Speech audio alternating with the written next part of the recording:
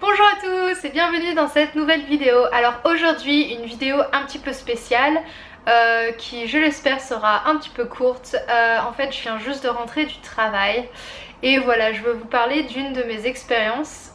C'est pour ça, alors du coup j'ai pas de maquillage ni rien, donc à la fraîche, à la Léa normale, voilà, totalement au rouge et bref. Ce n'est pas le sujet de la vidéo aujourd'hui. Donc la raison pour laquelle je veux vous parler aujourd'hui, c'est que j'ai rencontré des gens de la mafia coréenne. Alors dit comme ça a l'air comme si je traficouillais dans des magouilles locales, mais en fait pas du tout. Voilà, donc pour que vous sachiez, je travaille généralement le vendredi et le samedi soir dans un café. Qui est le Voyageurs Café en fait, qui est annexé à la guest house dans laquelle je travaille. Et du coup en fait mon patron a reçu un appel. Alors mon patron Pedro, il a reçu un appel et de gens, de trois gars qui lui disent ouais on va arriver dans ton café, on veut avoir une table, machin. Donc ça va, il n'y avait pas trop de gens parce qu'en fait en ce moment c'est un peu la période basse, à partir de avril-mai, là ça va commencer à avoir pas mal de monde. Mais bon du coup en mars il y a quand même pas trop de gens dans le café, donc voilà. Et donc toujours est-il que bah moi tu vois je fais pas trop attention, je continue à servir les clients, je continue à prendre les commandes et tout. Et puis là les trois gars arrivent et totalement bourrés déjà, et ils s'installent, ils commencent à dire des gros mots genre shibal, shibal, shibal tout le temps. Enfin shibal c'est un peu comme genre le gros mot, c'est quand même vraiment pas poli en Corée, mais en plus c'était super bruyant, donc en fait tous les clients du café pouvaient entendre. Et puis vas-y que je te commande genre 20 bières d'un coup alors qu'ils étaient 3. Enfin bon moi je critique pas les gens qui veulent boire, mais c'est juste voilà, nous on est un café un peu voilà, café de voyageurs, plus tranquille, posé, tranquille, et eux voilà ils étaient là pour là. Ils commencent à appeler Pedro toutes les 2 minutes alors qu'il était super occupé. Ils commencent à lui dire ouais on veut ci, on veut ça. Ils commandent des pizzas alors que normalement on n'a pas le droit de manger à l'intérieur du café. Puis bon Pedro il essayait de leur dire, mais bon tu sais en mode poli quoi, enfin voilà, à la mode coréenne quoi. Le client est roi en Corée, donc en fait on essaye de faire passer un message, mais bon si les clients sont vraiment très insistants et chiants, c'est un peu difficile. Bref, donc du coup Pedro il me fait ouais sers juste les boissons mais leur parle pas trop. Et généralement en Corée en fait dès qu'ils voient une blonde, blanche, bon là je suis pas très blanche maintenant mais bon bref, en fait la première question généralement qu'on pose c'est Miguk salam, Russia salam, c'est genre est-ce que vous êtes américaine ou française. Donc du coup non, ou américaine ou russe. Donc à chaque fois je leur dis bah non, 저는 프랑스 사람이에요, genre je suis française. Et du coup les gars ils font ah ok d'accord machin, enfin tu sais, en fait j'ai pas fait vraiment attention parce que c'est une question qu'on me pose tellement tous les jours en fait que voilà, je juste voilà, je dis ouais je suis française c'est tout va bien, et puis après je retourne à mes occupations. Et pendant tout le, bah on va dire pendant 2-3 heures du coup ils sont restés au café, ils parlaient super fort, ils ont commandé des pizzas, des trucs, donc du coup fallait qu'on leur offre des trucs de service, machin. Ils appelaient mon patron toutes les 2 minutes pour qu'il s'assoie à côté d'eux, qui en fait en gros fasse le service pour eux tout seuls alors qu'il y avait d'autres gens dans le café en fait. Donc bref, moi je fais rien, je me dis bon voilà c'est juste un peu des gens insistants quoi. Et il y a Pedro qui se ramène derrière le comptoir et qui me fait ouais t'approches pas trop d'eux et tout, c'est des mecs de la mafia, ils habitent à Séoul et tout. Alors moi je suis curieuse mais bon en même temps voilà tu sais ils sont toujours là, donc je peux pas trop poser de questions. Donc voilà, et puis à un moment il y a un mec qui veut même fumer dans le café alors que enfin c'est juste pas possible. Donc Pedro il lui fait non faut que vous allez fumer dehors, donc le mec il va fumer dehors. Bah ça va, ils étaient, en fait sur le moment je me suis dit bon c'est juste des mecs bourrés, ils sont pas très insistants, voilà, mais en même temps je voyais que Pedro il avait quand même genre une sorte de malaise quoi. Donc du coup bon bah j'attends, et puis au final au bout d'une heure, 2 heures et demie de voilà ils partent. Et du coup Pedro leur appelle un taxi et tout, et du coup ils partent faire la soirée, enfin finir leur soirée ailleurs quoi. Et là il y a Pedro qui vient me voir et qui me fait ouais non mais c'est des mecs de la mafia à Séoul. En fait ils viennent de Gwangju.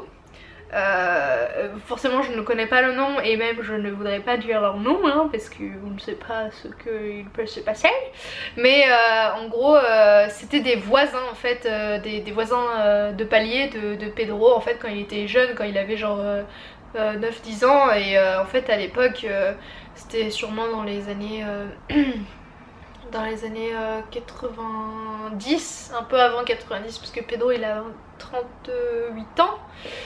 Donc ouais c'est ça, et en fait après les années 80 à Gwangju c'était très difficile de trouver un travail en fait parce que Gwangju ça a été l'une des grandes villes, enfin l'une des principales villes en Corée qui s'est battue pour la démocratie et pour la liberté d'expression en Corée, et ils ont subi de nombreux massacres. Surtout dans le 18 mai 1980 et en fait à la suite de ça le gouvernement qui était socialement de Séoul ou du nord de la Corée, enfin du nord de la Corée du Sud en fait a totalement comment dire exclu la province de Jeolla pour tout ce qui est subventions, aide à trouver du travail et tout. Et donc du coup c'était très dur à l'époque pour les gens de trouver du travail. Alors j'essaie pas d'expliquer, enfin de trouver des raisons pour lesquelles ces mecs font partie de la mafia, mais j'essaye juste de parler du contexte en fait de l'époque. Et donc Pedro me disait qu'en fait bah voilà c'était des amis à lui, c'était des gamins, genre limite des adolescents, et à l'époque c'était très difficile en fait de trouver du taf en Corée. Et donc du coup bah il y a beaucoup de gens en fait qui ont basculé du côté obscur de la force et qui sont allés voilà, qui ont fait des magouilles, que ce soit du trafic de drogue, du trafic bah, des vols ou voilà de la mafia quoi. Et donc du coup bah ces mecs là, dont l'un en particulier qui était un des amis d'enfance en fait de Pedro, sont tombés dans la mafia. Et donc du coup bah ouais forcément moi dans la première chose que je lui pose c'est pourquoi il y a des mecs de la mafia qui viennent dans notre café, genre le truc le plus peaceful du monde quoi. Et du coup il me fait ouais bah en fait c'est qu'il y a un des membres qui me connaît que depuis que j'ai genre que j'ai 10-15 ans quoi. Donc du coup il me dit voilà quoi, il sait que j'ai ouvert un café, il connaît ma famille, donc du coup voilà il passait par là quoi. Il me dit après c'est pas dangereux en soi mais c'est juste voilà faut pas trop non plus chercher d'embrouille, et voilà surtout quand ils sont bourrés faut pas les chercher quoi. Donc du coup voilà, donc et moi du coup super curieuse je pose la question ouais mais ils sont dans la mafia, genre ils ont tué des gens, ils portent des tatouages comme les yakuza japonais, enfin je suis super curieuse parce qu'au final c'est la seule expérience que j'ai pu avoir dans ma vie en fait, enfin oui peut-être en Australie aussi j'avais rencontré des gens pas très clean, mais la première fois en fait que j'ai on va dire une pseudo expérience avec la mafia coréenne en fait. Et du coup il me fait non ils ont pas tué des personnes, enfin en tout cas il me dit de ce que je sache, mais il me dit en tout cas ils ont fait des trucs vraiment pas bien. Donc j'ai essayé de creuser pour savoir en fait, et il me dit en fait ces personnes là elles sont à la tête d'un trafic humain de russe, donc c'est pour ça qu'il me demandait si j'étais russe. Génial la question hein.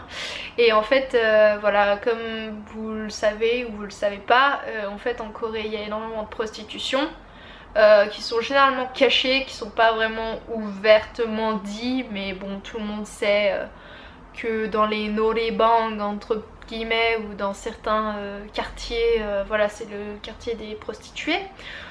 Et en fait il y a énormément de Russes qui sont ramenés avec des trafics illégaux, des trafics illégaux en fait bah voilà, trafic humain en fait, et qui sont vendus au marché noir pour ensuite qu'elles soient utilisées dans les trucs de prostitution quoi. Donc en gros Pedro me dit voilà c'est des mecs qui sont en charge de ce trafic là. Voilà. Donc moi en tant que fille blonde française blanche j'étais là, et ben heureusement que j'étais pas russe hein, parce que je sais pas ce qu'ils m'auraient fait. Et voilà, bref. Donc voilà, en gros il s'est rien passé, j'ai pas eu d'ennui, ils ont pas été très insistants, chaque fois que je leur servais des bières ou des trucs ils étaient même polis, ils me disaient merci, c'est gentil, machin, enfin tout en coréen bien sûr, je vous fais la traduction, mais bon. Après quand Pedro il m'a dit ce qu'ils faisaient dans leur vie, c'est vrai que voilà, on sourit plus trop et on se pose des questions et on se dit Ah ouais, d'accord. Ok. Donc voilà, après moi j'ai ma conscience pour moi, j'ai une idée bien particulière de ce que je pense de tout ce qui c'est trafic humain. Et c'est vrai que j'ai vu pas mal de prostituées russes, notamment une fois lorsqu'on s'était... on était rentré dans un club qui n'était pas un club, qui était un truc de prostitution, et on s'était retrouvé à boire des coups totalement par erreur, on va dire ça comme ça, dans un lieu où il y avait des striptease, des trucs comme ça, et Pedro il savait pas où se mettre parce qu'en fait c'était totalement pas du tout ce qu'on recherchait, on va dire ça comme ça. Comme en fait moi je suis en charge de écrire un guide touristique sur la province de Jeollanam-do et essentiellement aussi de Gwangju, en fait il y a des moments où il faut que j'aille visiter des clubs, des bars ou des cafés, des trucs comme ça, pour pouvoir ensuite recommander aux touristes les endroits à visiter lorsqu'ils ont envie de, voilà, de sortir le soir ou quoi que ce soit. Et du coup on essayait de faire la liste des endroits à visiter pour ensuite pouvoir le recommander aux gens. Et une fois on s'est retrouvés voilà, on est allé dans un soi-disant un bar, hein, mais au final on s'est assis, on avait commandé juste une boisson et puis là je me suis rendu compte qu'en fait il y avait des comment on appelle ça, des bars de pole dance juste à côté. Donc moi franchement j'ai rien contre le pole dance, j'ai des amis qui sont danseuses professionnelles en pole dance et je trouve ça, j'aime beaucoup le pole dance, on va dire, de façon artistique et professionnelle parce que c'est un sport.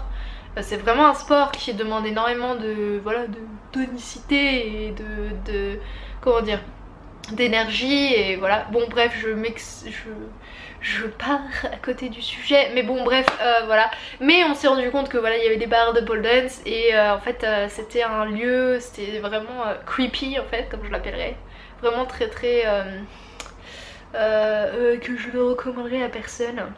Et en fait on s'est rendu compte que c'était un lieu, voilà, pour les putes, mais entre parenthèses parce que j'aime pas utiliser le mot pute, mais prostituées russes, pour qu'elles se trouvent des mecs qui puissent les financer, coréens, ou les coréens trouvent leur petit ami entre parenthèses russe, voilà. Bref, c'était la petite parenthèse pour dire que voilà, je suis allée dans ce genre de lieu.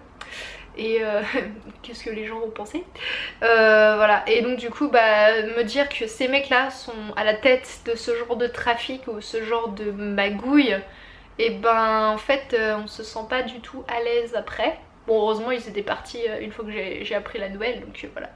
Voilà, bon c'était tout, c'était mon expérience avec la mafia coréenne et notamment la mafia coréenne de Séoul. Voilà, donc je ne connaîtrai pas leur nom, je ne les reverrai sûrement jamais, enfin j'espère. Et voilà, mais bon, c'est pas joyeux, mais en même temps c'est comment dire, c'est une expérience intéressante dans le fait que voilà, plus on reste longtemps dans un pays, et surtout si on travaille dans un pays, on va voir aussi tous les dark side et tous les voilà, les aspects négatifs et ce qui se passe en fait à l'envers du décor. Du coup moi je pense juste à ça comme une expérience en plus. Et voilà. Mais écoutez, je vous dis à très bientôt pour de nouvelles e-adventures. Et voilà. J'espère que ce petit aparté vous aura intéressé. Voilà, très bonne soirée, journée, après-midi, je ne sais pas où vous êtes. Au revoir.